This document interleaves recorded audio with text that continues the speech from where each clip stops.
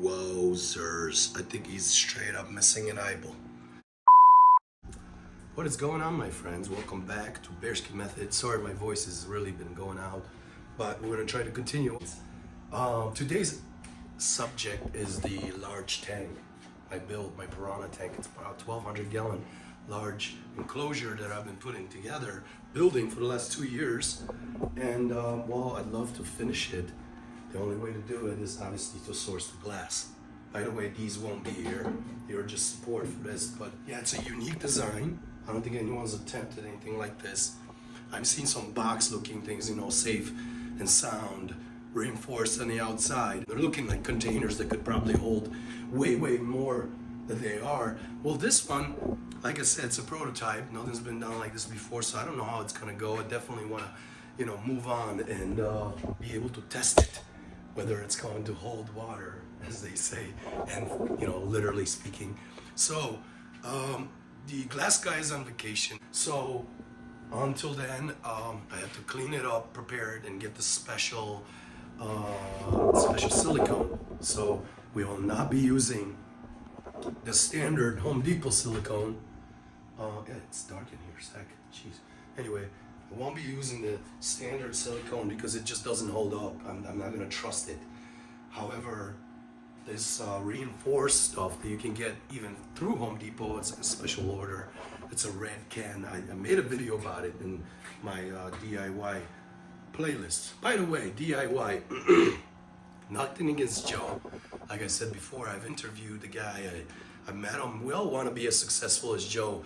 What pisses me off about the entire situation is that Joe has actually went out of his way to, you know, talk shit about piranhas and many other, you know, avid fish keepers. But because we're on Joe, you know, I've mentioned it before. I talked to him about it. He dismissed it. I think shortly after my videos went viral. Yeah. I don't know. It was one of those things, you know. The hatreds didn't come from me. Believe me. I got reported. My entire channel got reported. My most viral videos were removed by YouTube, which were later reinstated upon 18 appeals. Guess where those reports came from? Yeah, some of your soldiers, my friend. So I don't want to get into it, but you have literally stomped on my ground, stolen my ideas, my concepts, trying to make it your own. But you know what? Let bygones be bygones.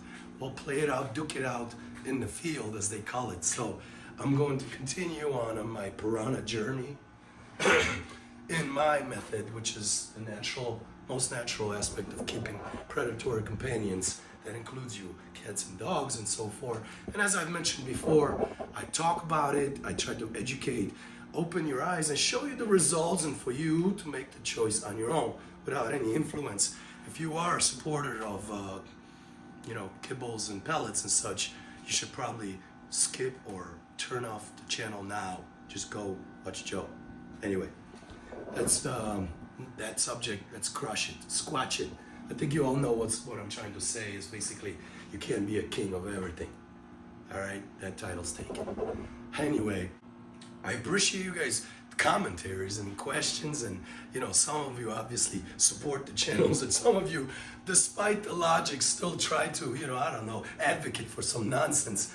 We already know how it's looking. You know, the libtards and everybody else is slowly starting to hide their hand in the sand, but it'll be a, you know, kind of a, how would you say it? It'll be a painful process because, as they say, cognitive dissonance is a motherfucker. Anyway, we are going to feed them again, something different, something small, something a little more tameable. The idea is basically to bring them into the new stage, you know, winter, when they need to bulk up a little bit and so forth. I do that seasonal training, seasonal feeding. Everything I do here is based on basically the laws of nature, even how I feed myself, you know, going into carnivore diet in the winter months and then indulging into the, you know, fruits and veggies and the harvest of the summer and fall months. So if you become more aware and better educated about the topic, you can choose for yourself and kind of modify, perhaps even fine-tune your own lifestyle according to your needs and wants. So yeah, don't be a sheep. Be a thinker, be a free thinker, and definitely, you know, use your critical thinking skills instead of just following some popular rhetoric. Anywho, I will be trying or really dabbling into the shorts. We'll see how that goes. If anybody has any suggestions and so forth, again, leave a comment below. I learned a lot from it. You know, I'm not a know-it-all. I have a bioscience major background, whatever, and a lot of experience, over 40 years of experience in raising and taking care of animals. So it isn't just specific into ecology, which is the study of fish, but zoology in general, biology in general, and obviously backed it up with some chemistry to better understand the process, how things occur, react, and respond, sort of cause and effect, the real spectrum of our world and the surroundings. I'll see you soon. All right, so this morning I was walking by and the water's a little murkier than usual. Kind of interesting, just in comparison. Look at the clarity on these.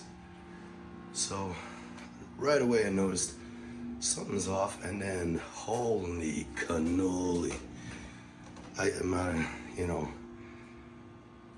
not intentional, but casualty of war, my friends. I don't know if it was a territorial dispute. There was no food in the tank. 2 days ago they were fed, and then this morning I found this guy. I don't think he's gonna make it. Wowzers, I think he's straight up missing an eyeball. Damn, that's tough, my friends, but he hadn't gotten into some scuffle. And as you can see, he is moving slow. His injury is too severe. I'm afraid he may become one of the low-hanging fruits, which means his, pack will turn on him in a day or so. As soon as he notices that he can't hunt, he can't keep up, he'll be devoured. Life among piranhas, my friends. Do or die. So here's what you would normally observe during feeding or whatever. This happens quite often. They take a nip at each other's lip while they're holding on to the prey. Accidents happen, so to speak, but this, my friends, is something else. Ouch. We've had scuffles with Caribas before. One got a chunk taken out from the top. It obviously healed well. Piranhas are very fast healers, otherwise they become food, yeah. That's just what happens. Nothing goes to waste. The sick and dying, weak and sick, always go first. But these creatures have phenomenal, recovery rate. So I don't know whether this one has a chance to survive this. I really don't think so. Engaging from my experience, where we had an injury to one of the rescues. It took place during the feeding. He got bit really hard, and then the next day they ate him. So I think this may be his fate as well. Look at how slow he moves. Oof. I feel terrible, but it is kind of laws of nature, my friends. Well, still here. Survivor. One-eyed bandit. I don't know how he's gonna make it, if he's gonna make it, but he's hanging in there.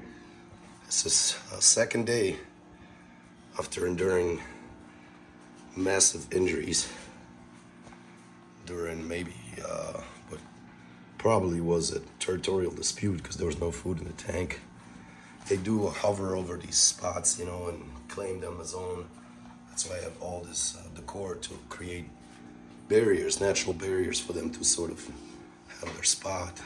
As much as they are pack animals, they do like to, claim their little spot within the territory, which is obviously the tank. And occasionally they get into brawls, which do end up with severe injuries. I mean, these guys have teeth. like no other. No cichlid could ever, you know, inflict injury like that. They could beat each other up and kill each other as well, don't get me wrong. I've seen Oscar tore up another Oscar, but there wasn't any, you know, mortal wounds, so to speak. It was just exhaustion and so forth, you know. But this is different. This is different, my friends. This is piranha life. And that's something you may or may not experience, depending on the lifestyle that you provide for these guys. Pellets or kibbles. Pellets and kibbles will ensure that your fish are, you know, docile and full, and, well, they will not be acting natural.